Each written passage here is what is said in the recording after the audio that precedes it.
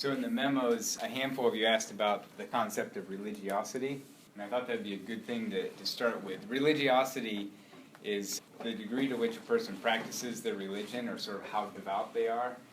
And if you were going to create a measure of religiosity, what categories or characteristics would you ask about? So traditionally what's asked is, what's your religion? And the person identifies what the religious tradition is.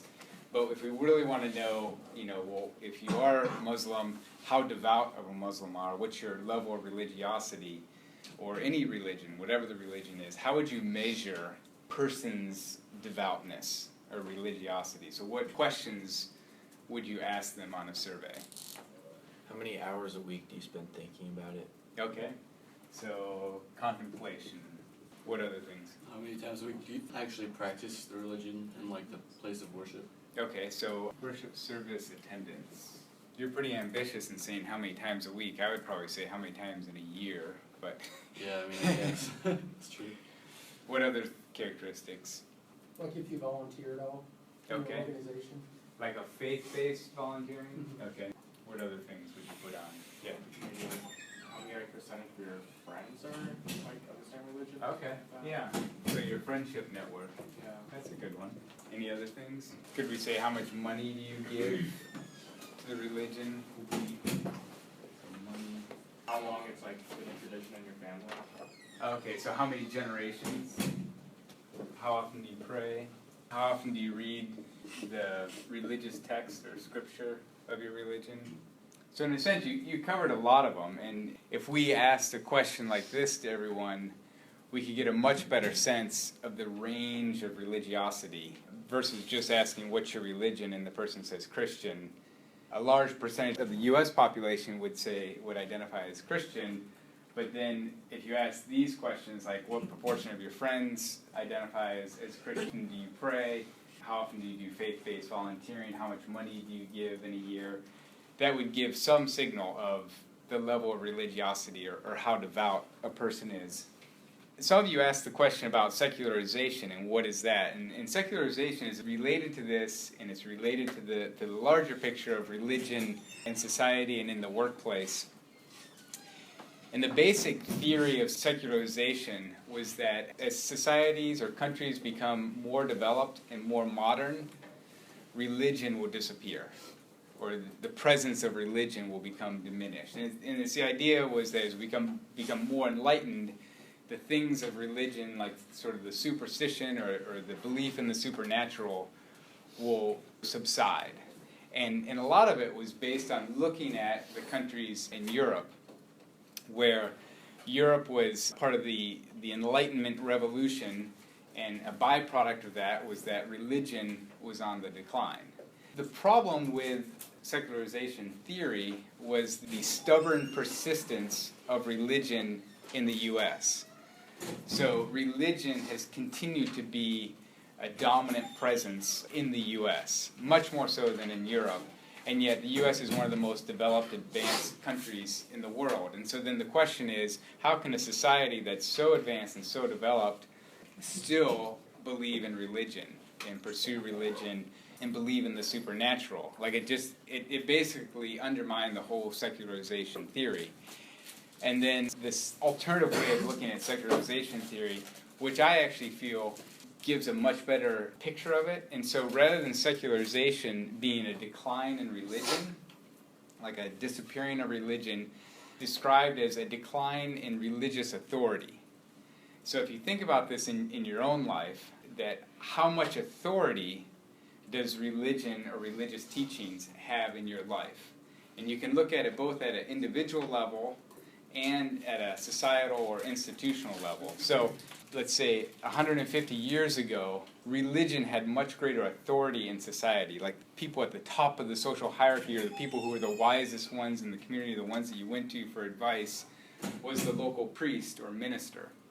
They were sort of the authority. Now it's the business executives or other people in the market economy who are sort of the ones that we go to for insight or advice. But 150 years ago, and even before then, it was the priest or the pastor who was the authority. And if you think in your own life, your own trajectory, there might have been a season where you saw yourself as a very faith-filled person, where, whatever the scripture said, you took it to heart and you aligned your life based on the authority of the religious teachings. But then as time went on, you sort of said, well, I see that stuff, but I'm not going to sort of submit to that authority. I'm going to submit to some other authority. And so what's happening, even in the U.S., even though the U.S. is tremendously religious, the prominence of religious authority has significantly diminished. And even we see it in ways of like when the Supreme Court take the Ten Commandments out of the courtroom, or other tactile ways of removing religion or religious authority from institutions is a way of displaying that religion no longer has the place of authority that it used to. So at an institutional level, but then also at an individual level. And for me, a natural byproduct of that is, especially at the individual level, if you had a life that was founded on basically submitting to religious authority, and not necessarily a religious person, but the religious teachings, if you're no longer submitting yourself to that authority, what new authority are you submitting to? Are you submitting to the authority of the media? Are you submitting to the authority of the market? Are you submitting to the authority of your parents? It's just a natural question to ask, because you always are submitting to some authority. And if you're only submitting to your own authority, that doesn't necessarily work, because you're being informed and sort of following some path. So this whole idea of secularization, rather than is religion increasing or decreasing or staying the same, it's more, what is the authority that people in societies are submitting to as they make decisions? So that gives a bit of a sense of what religiosity is and what secularization is. And even it could bring into question these ways of measuring religiosity. Because a person can go to church every Sunday, a person can pray every day, a person can give money, and yet still not be submitting to the authority of their particular religion. So they're going through the motions, and yet it's not informing or transforming their personal life. My question for you all is, since coming to Indiana, since coming to IU, to what extent has your religious devoutness increased or decreased or remained the same? So everyone is sort of on this religious journey. Even if you're non-religious, that's part of the journey. Has your religious practices or your religious life increased since coming to IU? Or has it decreased? Or has it remained the same? So, and we're going to do a stand-up exercise just to get a sense of where they're at in their religious journey, because this will influence sort of your journey post-IU. So since coming to IU, your religiosity has increased, come down to this end. If since coming to IU, your religious practices and beliefs have decreased, go to that end. And if it stayed the same, you get to be in the middle. So for the people where your religious practices have decreased, what are some of the things that you would attribute to why that's been the case? Yeah. I would say, for me at least, when I came to college, obviously Saturday nights is a pretty big night. Uh-huh. Waking up Sunday morning was just not always top of my list. Uh-huh. So not really like my, outlooks have decreased. Yeah. It's just, my attendance at church and other, events like that have really gone down just because I have other priorities, I guess. Sure. And so if a church had service on Sunday night, it might change the whole story. Yeah, probably. Maybe. Yeah. Other people, where you just saying, yes? I went to Catholic school, grade school, all the way to high school, so coming here was kind of a relief. I got my fill of church back in school, but every time I go home, I still go with my mom. Uh-huh. I think one of the driving forces to go to church was going with family. Okay. And when they're removed from the immediate picture? I still haven't lost my faith or anything, it's just a little freedom. Sure. When you've made up for it, you logged a number of church service attendances during the early part of your life that you can, That's a good way to look at it. yeah. Other people, things that have caused your religiosity to decrease since coming to IU? Or even, has it been a thing where since coming to IU you realize, I don't believe this stuff? You know, both of you had shared to the extent that your religious practices have decreased, but your religious belief has remained. But for other people, coming to college is clearly a time when religious belief changes. Yeah. I've had my doubts at times, actually, because I've met a lot of people that kind of like put thoughts in your head, and they show me like, I don't know, some articles about studies. I can't really think of anything off the top of my head, but it kind of got me thinking. But then going home is just like reiterates everything. So it's been tested or challenged, but it's also withstood. Exactly. There's like a bunch of debates and stuff about religion. And For the people who have seen their religious practices increase, what have you attributed that to? I have just some friends who are Catholic, and I go with them to church. My dad was raised Catholic, but we never really went to church. So now I go with them. I tend to go with them every other week usually for services. So it's a big increase for me. I never used to go. Yeah. So, and that goes back to the friendship network. Right. Like, in a sense, you found yourself around people who attended church, and so then You tend to go then. yeah, then you would go. Whereas if your social network doesn't value religion or religious practices, then you'd be overcoming hurdles to make that happen. Other people? Yeah. I was like kind of trying to be more in the middle, but I mean, I would say like my religiosity is like kind of increased a little bit just because I mean, back in like middle school, high school, I didn't really like talk about religion too much with my friends, and didn't think too much about it. But just now, I mean, I've seen like people like talk about, I mean, going to church and like school organizations here and stuff like that, and just kind of like drawing strength from it. So I mean, it's just, I don't know, nice to see it from like their perspective and like how they draw from it. Yeah, I can appreciate that. Okay, we can go back to our seats. Part of the reason why I think it's important to even do an exercise like this is that so often religion is just very taboo. Like, you just don't talk about religion, or as you were saying, it ends up in these big debates about things that really you can't come to a conclusive answer about. And so then you just end up not talking about religion. But yet, for a lot of people, their religion is a significant part of their life. Whether they're devout people or they're people who are fiercely opposed to religion. Like, it's a very charged topic for a lot of people, and for both sides. So if you're very devout, then religion is important to you and it informs the decisions that you make. Or if you're opposed to religion, you have some very strong beliefs of why religion can be harmful or hurtful. And my perspective is that it's value to engage and talk about religion, whereas if you don't, then it just reinforces these stereotypes or misperceptions that we would have. And so even just simply knowing a person's faith journey or religious journey is helpful, and knowing whether religion has been increasing in their life or decreasing, it's a part of that person's story and journey, and to ignore it or to not talk about it doesn't help with understanding each other.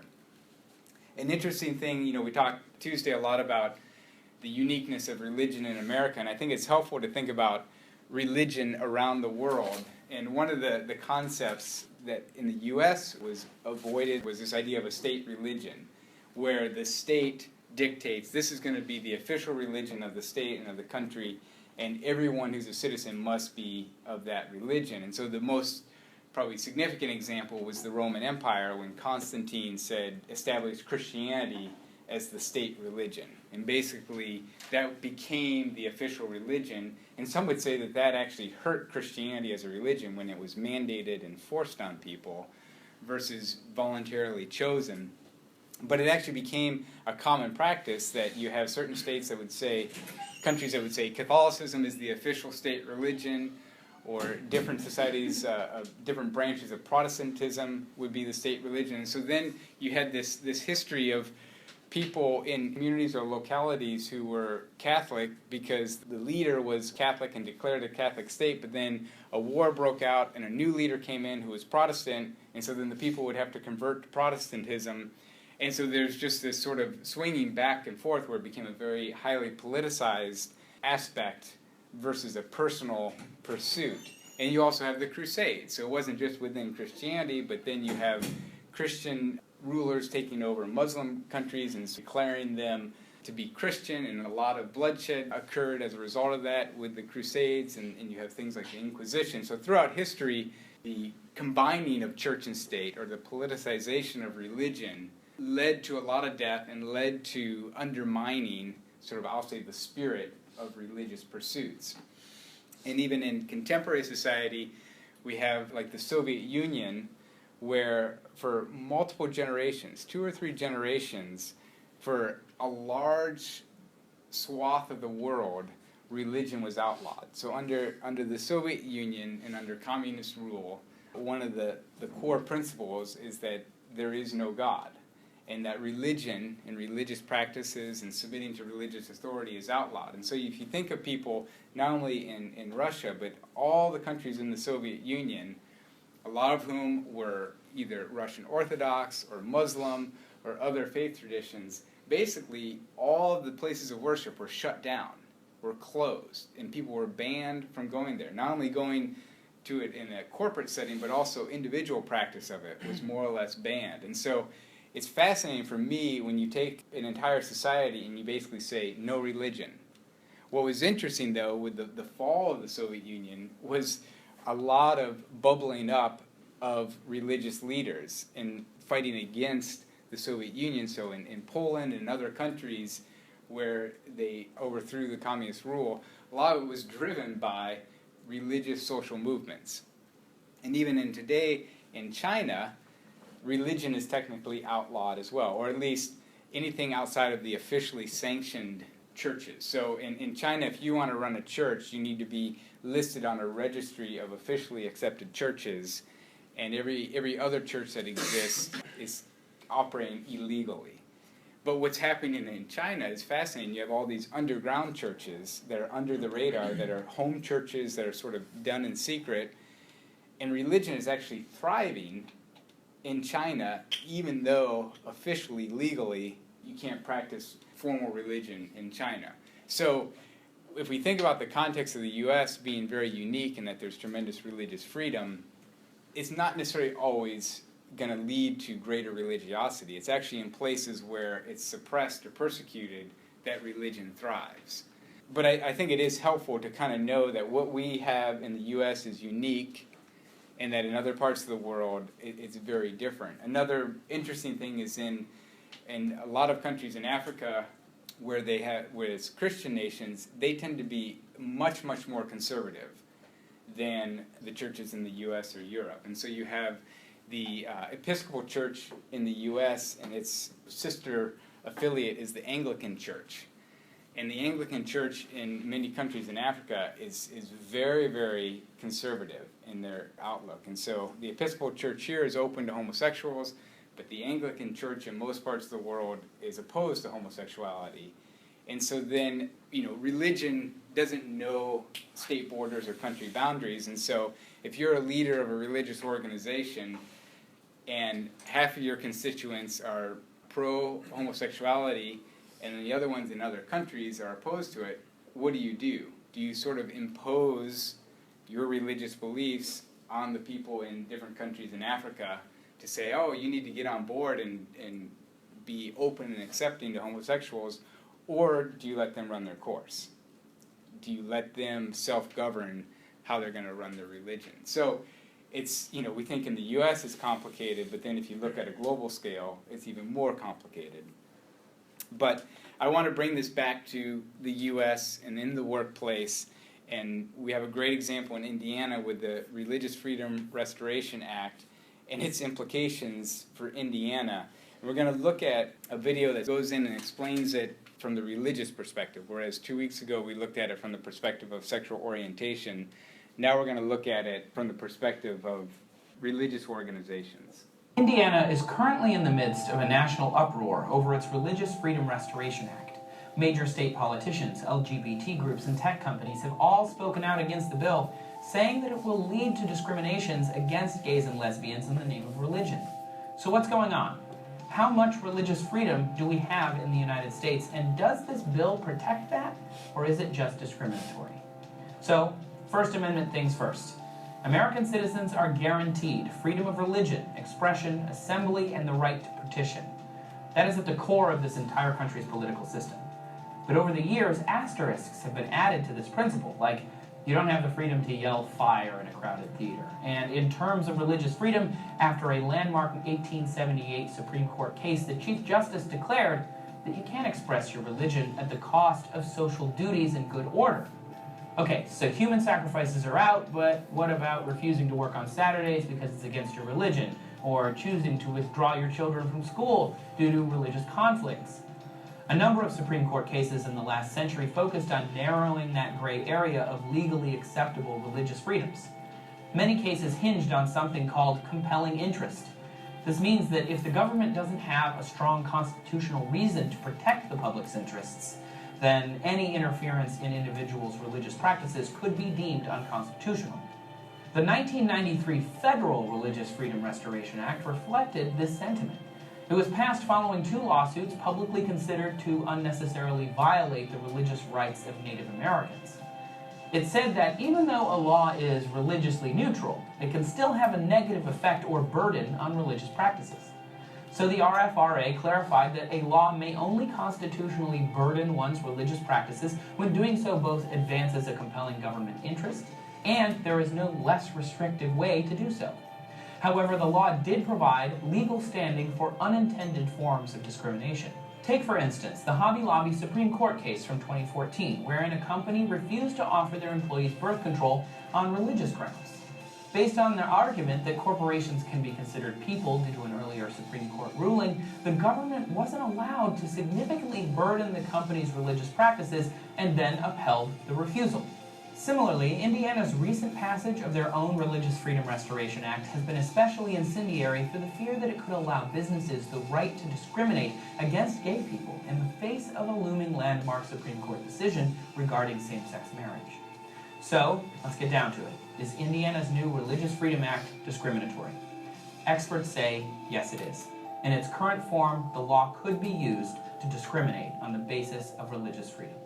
That perspective is one perspective. It's still being debated, because if you look at the original intent of the Religious Freedom Restoration Act on a federal level, it was put in place to protect people's religious freedoms, but as we see, it's very complicated, and it almost has to be handled case by case. I think the best way to conceptualize it is at 2 levels. One is someone's religion, and this is all in the context of the workplace, is someone's religion or practice of their religion being impeded?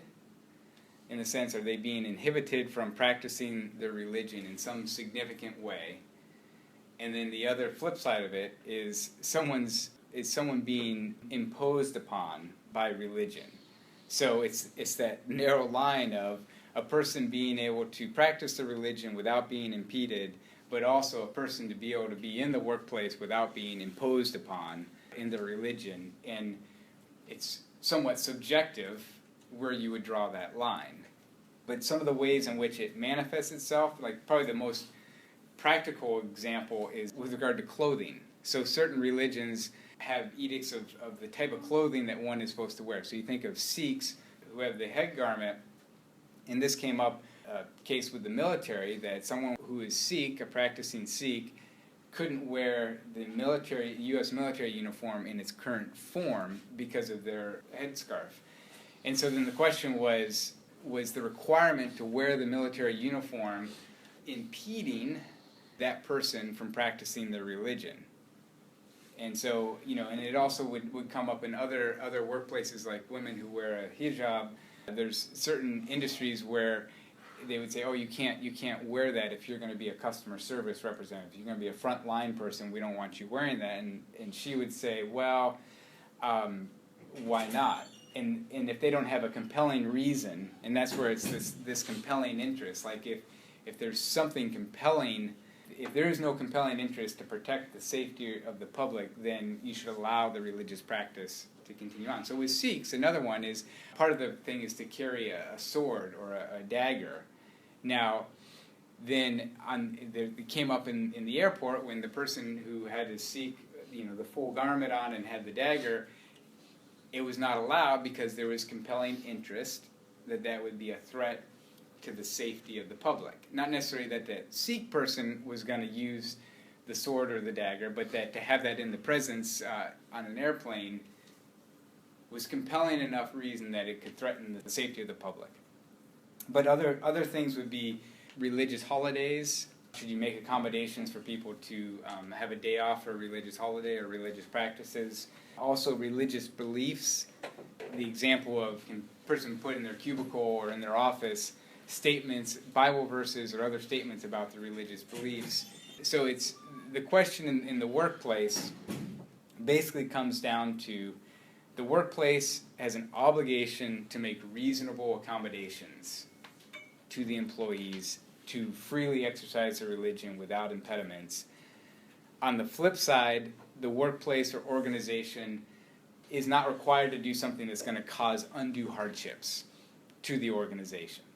So again, it's that same, the dance between impeding religion versus imposing religion in the workplace.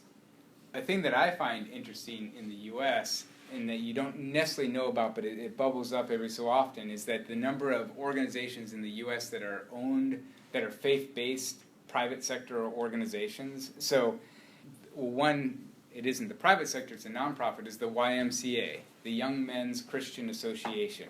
So it started as a Christian faith-based nonprofit, but now recently they actually completely rebranded themselves to where they are called the Y. So they've dropped the men's and the Christians part of it to signal that they're more inclusive of an organization. But if you go to different parts of the country, some YMCA organizations are very, very religiously oriented, and other ones are completely secular. And then in the private sector, you have organizations like Chick-fil-A, where it's very clear, unambiguous about their faith is central to the operations of their organization, such that they don't operate on Sundays. And part of that is the belief that they don't want to impede their employees from going to worship on Sunday. So not only does the owner want to be free to worship on Sundays, but he doesn't want to run a business where people who would want to go to church couldn't go to church because they're scheduled to work on Sundays. So it's interesting how organizations can make decisions to release people in ways that wouldn't impede the religious practices. But then also you have Hobby Lobby, which is a Christian organization that doesn't want to provide contraceptives, doesn't want to be mandated to provide contraceptive services to their employees because they feel that their religious practices and beliefs are being impeded and that they're being imposed upon to follow some other practices or beliefs. And so the Hobby Lobby example is a very current one, and one that I think highlights some, again, the challenges within the workplace, especially if you're in charge of benefits or other human resource related programs in your organization. There's actual legal implications for the decisions that you make with regards to religion and religious beliefs. And we're going to look at a follow-up clip with regard to Hobby Lobby. The Supreme Court recently ruled that Hobby Lobby has the right to limit what contraceptives are offered in its employees' healthcare plan. A decision that some people are calling a win for religious rights and others are calling a loss for women's rights. So what is Hobby Lobby and what did the court actually decide? Well, Hobby Lobby is an arts and crafts company based out of Oklahoma City with more than 500 locations around the U.S. It's a privately held corporation owned by devout evangelical Christians. They claim that some contraceptives offered under the Affordable Care Act are against their religious beliefs, and they didn't want to be complicit in providing their employees access to these birth control measures. 5 out of 9 judges on the Supreme Court agreed with Hobby Lobby and ruled in their favor. Still, this ruling is very controversial. According to Justice Ruth Bader Ginsburg, who wrote the dissent to the Supreme Court's decision, there are tons of reasons the court should have decided against Hobby Lobby. First off, what about Hobby Lobby's female employees and their freedoms? Doesn't this decision deny these employees access to contraception? Employees who may not even share Hobby Lobby's beliefs. Plus, the government wasn't forcing Hobby Lobby to give their employees contraception, they were forcing Hobby Lobby to leave that choice up to the employees and their doctors, again, making it a personal rights issue. And what about the court's ability to stand up against other religious beliefs in future cases? Jehovah's Witnesses are against blood transfusions. Christian Scientists are against vaccinations. What's to stop business owners with those beliefs from taking away those options? According to Justice Ginsburg, we don't really know, and she thinks that all of these concerns should have been taken into greater consideration. So why didn't the court vote Ginsburg's way? Well, there are a slew of political reasons, but there is also a legitimate legal argument centering around the Religious Freedom Restoration Act. It basically says that the federal government cannot substantially burden a person's exercise of religion, even if that burden was put into place as a federal law. In this case, Hobby Lobby was going to be burdened with huge fines for not following the federal laws put into place by the Affordable Care Act. The court upheld the Religious Freedom Restoration Act, and Hobby Lobby won. The decision was also eased along by the fact that nonprofit organizations were already exempt from the same section of the Affordable Care Act that Hobby Lobby was refusing to follow. The ruling as written only applies to those closely held corporations, or those that have at least 50% of their stock owned by 5 or fewer individuals.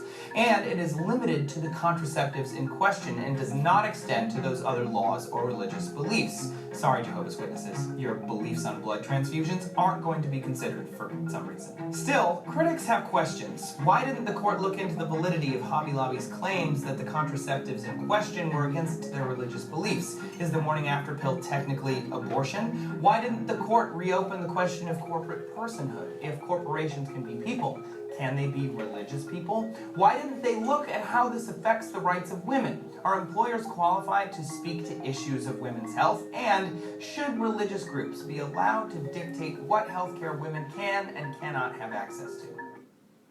So if you were on the Supreme Court, you were asked to make the decision that was presented to them of whether to decide in favor of Hobby Lobby, of allowing them to maintain their religious convictions and not provide the contraceptives, then I would want you to come up on this side. And if you were a member of the Supreme Court and you decided that you wanted to vote against Hobby Lobby and say that this was a violation of personal rights, of individual liberties, and that Hobby Lobby should be required to provide health care in the form that it's generally offered, then I want you on that end. And before you do it, are there any, I know to me this is a complicated, or can be somewhat confusing case. Any confusing aspects about Hobby Lobby that you want clarified? Yeah. So was Hobby Lobby preventing their employees, like if they were to find out that they were using these contraceptives, were they fired? Or were they just refusing to pay? Refusing to pay. So you have a healthcare benefits package, and part of the benefits package with the Affordable Care Act is that there's a list of, I'll say, prescription drugs that qualify that the company has to cover. And one of those on that list is different types of contraceptives. So the birth control pill, the morning after pill, and other things that you could then go to the doctor, get a prescription, go to the pharmacy, fill out the prescription, and get that for the copay of $5 versus the real cost of $120 or whatever it is. So Hobby Lobby was saying, the owners were saying, we don't want our money to go towards paying for these contraceptives because we don't believe in them. We don't want to be endorsing that or supporting that because of our religious conviction. And so we want an exemption from having to cover contraceptives. So in a sense, they were saying we're willing to provide health care benefits to all of our employees freely, but with this one caveat, this one type of health care provision we don't want to provide. Any other confusing things about it? So okay, you're on the Supreme Court. If you're going to vote in favor of Hobby Lobby, come up here, and if you're going to vote against Hobby Lobby, back there. And there's no in between, because you're on the Supreme Court. You need to vote. Are you up here? Yeah, I'm in the middle, but the Supreme Court, you have to. That's the problem with the Supreme Court. You have to vote, and there's 9 of them, so you can't even have a tie. And there's always a swing vote. So the people who would be against vote against Hobby Lobby, what are the basic premises of your decision? Yeah, so mandating that Hobby Lobby pay for contraceptives. I think it's freedom of choice. We're populated as it is anyway, so like let people control what's in their control. So it's freedom of choice for the employee, but not the employer. Yeah, well, I think that's what they need to respect is like it's personal choice, and I think it's almost like basic human rights, kind of, to just let them decide what they want to do. Mm-hmm. Well, and they're not preventing their employees from. I mean, they should provide some assistance, especially if it's just like if it's accepted mostly in other businesses. Mm-hmm. Okay. Other people who would vote against Hobby Lobby's claim. Is it a women's rights issue? Is it a personal freedoms issue? Is it a public health issue? Could be an argument that, well, actually, if you provide contraceptive services, you'll have fewer kids, there'll be lower healthcare costs, and actually the company could make out. But obviously, Hobby Lobby isn't doing this for financial reasons. I don't think that's the financial gain from it isn't great. It's more, it is their religious freedom that they're trying to advocate for. It's basically saying, we just don't want to support this. I don't think it's a financial thing in that regard. For the people who would vote in favor of Hobby Lobby's claim, what are some of the reasons? Yeah, well, I think it's basically in the same category as Chick-fil-A not being open on Sunday. I just feel like it's their choice whether they want to spend their money on that. Mm-hmm. And I feel like if their employees have an issue with that, then they should go to another company that will support them. Mm-hmm. Yeah.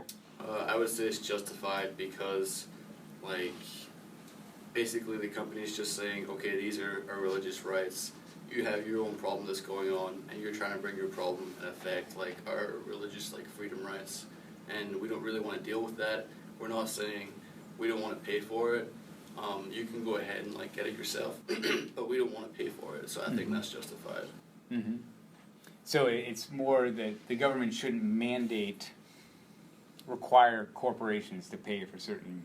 Yeah, if they don't want to pay, then they don't have to, kind of thing. Yeah. Because it's the person's problem, not the corporation's problem necessarily. And when you say problem, meaning. Well, they want to take the Plan B one step because they didn't use like a condom during sex. Mm-hmm. Yeah. Well, and that's sort of the larger question of the Affordable Care Act of, this is just one small slice of benefits that Hobby Lobby is saying we don't want to have to cover, but there's organizations who are saying we don't want to have to be required to cover any benefits, and so you could take your argument and extend it further and say, well, should the Affordable Care Act be repealed because it's mandating that organizations provide health care benefits? And you could say, well, that's your problem. If you get sick, I don't want to have to pay for it. I mean, well, basically with this, it brings more of a moral question into it, where it's just like someone's actual health, like they're actually sick, they have cancer or something like that. I mean, I don't know everything the Affordable Care Act covers. Then it should be mandated, but where it's more of like a moral question, religious kind of like question, then I don't think it really should be mandated. Mm-hmm. So that's where you would draw the line. Yeah. Okay, we can go back to our seats. And a handful of you asked about Title VII, which was related to discrimination and religious discrimination, but all types of discrimination based on social categories. And you asked, why is it limited to only companies with 15 or more employees? I never got a straight answer. The only thing that did show is that for companies that have smaller than 15 employees, to restrict their hiring practices or different organizational practices, it'd be much more difficult to function as an organization if you had those constraints, and financially it'd be a greater burden if you have a small number of employees and you're required to do a lot of these things that big organizations could sort of swallow the cost, but a smaller organization couldn't do it. But otherwise, I don't know why Title VII is only for organizations of 15 or more employees. So the last thing we're going to look at with religion is sort of the future of religion in the world, because you have secularization theory, which is saying that religion is going to be on the decline, or at least the submission to religious authorities, but what is sort of the trajectory of religion in the world? And I think it's very fascinating to think about where is religion going to be 50 years from now. And so here's one clip that sort of looks at current trends and trajectories to see what is religion in the world going to look like in the years to come. This is what you need to know about the future of world religions, according to projections by the Pew Research Center, whose results are driven primarily by current differences in fertility rates and the size of youth populations around the world. The major takeaway is that by 2050, the number of Muslims around the world will nearly equal the number of Christians, as Islam will grow faster than any other major world religion, thanks to a comparatively youthful population with high fertility rates, which is projected to cause Islam's followers to grow by 73%. The number of Christians also is projected to rise, but more slowly, at about the same rate, 35%, as the global population overall. The countries on Earth with the fastest population growth rates are mostly countries with heavily Muslim populations. If these countries are able to develop faster than expected, though, their birth rates will fall, and the growth of Islam will be slower than projected here. As you can see, the current fertility rates of Muslims are significantly higher than any other religion. Muslims also have the youngest population, with 34% of their followers under the age of 15, and only 7% older than 60. Religious switching will account for over 66 million Christians changing faiths, with 93% becoming unaffiliated. Here in the United States, while declining in overall share, Christians are projected to still be the dominant religious group, although the unaffiliated, which includes agnostics and atheists, will see a large jump.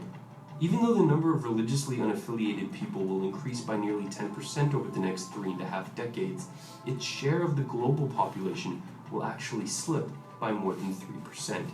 Today, only 60% of the world uses the internet, but as that number climbs, the number of unaffiliated, agnostic, and atheists should likely rise with it, faster than projected in this study. These are the countries projected to no longer have a Christian majority in 2050, either because the number of Christians will drop below 50% of the population, or because another group, like the unaffiliated or Muslims, will take Christianity's place as the majority religion. Under these projections, worldwide, the proportion of Muslims will surpass Christians around the year 2070. And lastly, a word of caution about this report from the Pew Research Center itself. The projections are what will occur if the current data are accurate and current trends continue. But many events, scientific discoveries, armed conflicts, social movements, political upheavals, natural disasters, and changing economic conditions, just to name a few, can shift demographic trends in unforeseen ways. What I find most interesting about this is that you see the rise of different religions around the world or in the U.S., and one in particular that I've seen or know about is the rise of, or the increase in conservative Christians, and the decrease in what would be called liberal Protestant or progressive Protestants. Their numbers are declining rapidly, and one perspective is that, it's because evangelicals or conservative Christians do proselytizing and they share their faith, and so then people are converting to the faith, whereas liberal Protestants do less of that, and so then they're not growing as much.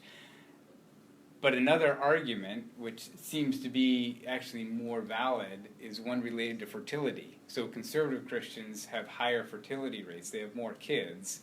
And so if over time conservative Christian families have more kids, then they're going to increase in population, whereas if you're liberal Protestant, you have fewer kids, and so you're not even replacing yourself. And so a lot of the growth, and this was true with even in Islam, that the growth is driven not necessarily by conversion, but by fertility and birth rates within the religion. And one of you asked, why do so many people in the U.S. choose Christianity? Why is Christianity the dominant religion? And I would say, if you come from a Christian faith tradition, it's because of the family that you were raised in, not necessarily because of your personal choice. So if you were born in a Muslim country, I'd bet a lot of money on the fact that you'd probably be a Muslim, just because of your social position and where you were raised. Now, right now, as in college, you have the opportunity to sort of say, is this what I want my religion to be? And I think in many ways I get sometimes can be frustrating when people just sort of blindly select a religion on a survey. And I would always want, well, if you truly believe that religion, then self-identify with that. But if not, just say no affiliation, because then that will actually sort of clear up what is reality, what is the social reality of what is the proportion of faith traditions, not only at IU, but around the world. And so, like for me, where what I found most interesting, where I actually grew in my faith the most, was when I went out to Berkeley, California, which was a place where religion thrives. It's a very secular environment, but I think why it was compelling for me was that the people who were faith-oriented were devout in their faith and explicit about it, and those who were not didn't claim, it wasn't sort of culturally beneficial or socially beneficial to identify as being a Christian or a person of faith, and so they stopped identifying that. Whereas if you go to some places in the South, everyone's Christian, and so there's no distinguishing mark. And I found it just very helpful or interesting to be in an environment where people were more authentic about, this is who I am and this is what I believe, and they were not ashamed. Like sometimes there's a stigma in certain cultures to identify as being atheist or to identify as being unaffiliated, and so the person just casually still self-identifies as being of some Christian tradition, when in reality their own personal beliefs don't reflect much of the Christian tradition. And so we talk about religiosity and religion in the workplace, and I think on a personal level it's helpful, especially at this stage of your lives, to say, what am I? What are my beliefs? And am I just sort of holding on to vestiges of growing up, or do I want to make an adult decision of, okay, this is my religious tradition, or maybe I don't know what the other religions are, so before I make a decision, I'm going to explore those so I can rule out other religions before I sort of firmly select my religion. So then when you have discussions about religion, they're more informed about, okay, yeah, this is why I believe what I believe. So that's religion in the workplace.